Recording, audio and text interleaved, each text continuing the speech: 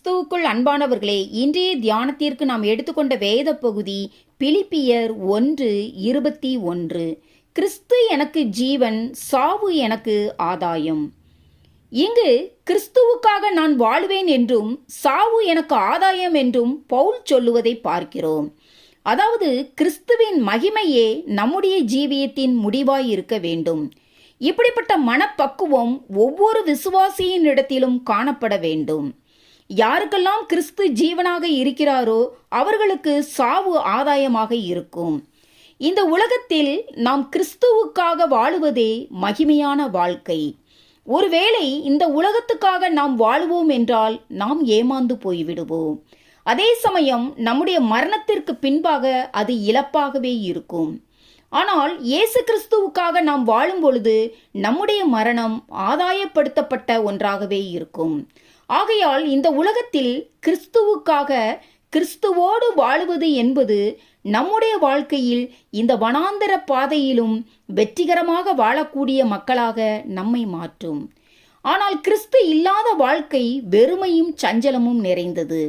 ஆகவே கிறிஸ்துவுக்காக வாழுவதே நம்முடைய வாழ்க்கையில் நோக்கமாக, குறிக்கோளாக இருக்க வேண்டும். அப்போது நம்முடைய வாழ்க்கையில் தேவன் அனுமதிப்பதெல்லாம் நம்முடைய நன்மைக்கென்றே தேவன் அனுமதிக்கிறார். எனவேதான் 1 கொரிந்தியர் 3:22 பவுலாகிலும் அப்பல்லோவாகிலும் கேபாவாகிலும் உலகமாகிலும் ஜீவனாகிலும் மரணமாகிலும் நிகழ்காரியங்களாகிலும் வருங்காரியங்களாகிலும் எல்லாம் உங்களுடையது என்று பவுல் சொல்லுகிறார். தேவன் நம்முடைய ஆதாயத்திற்கென்று எல்லாவற்றையுமே மிக நேர்த்தியாக அமைத்து செயல்படுத்துகிறவர். எனவே அவரை நாம் சார்ந்து கொள்ளும் போது நிச்சயமாக நம் வாழ்க்கையில் இழப்புகள் ஒன்றும் கிடையாது. மாறாக அது ஆதாயமாகவே இருக்கும். மேலும் இந்த உலக வாழ்க்கையின் முடிவில் நாம் தேவனோடு என்றென்றைக்கும் ஐக்கியம் கொண்ட மகிமையான வாழ்க்கையை சுதந்தரிப்போம். அது மாத்திரமல்ல, அவருடைய வருகையிலும் நாம் அவ்விதமாகவே காணப்படுவோம். இதைத்தான் கொலோசையர் 3:4 நம்முடைய ஜீவனாகிய கிறிஸ்து வெளிப்படும் போது நீங்களும் அவரோடே கூட மகிமையிலே வெளிப்படுவீர்கள் என்று பவுல் சொல்லுகிறார்.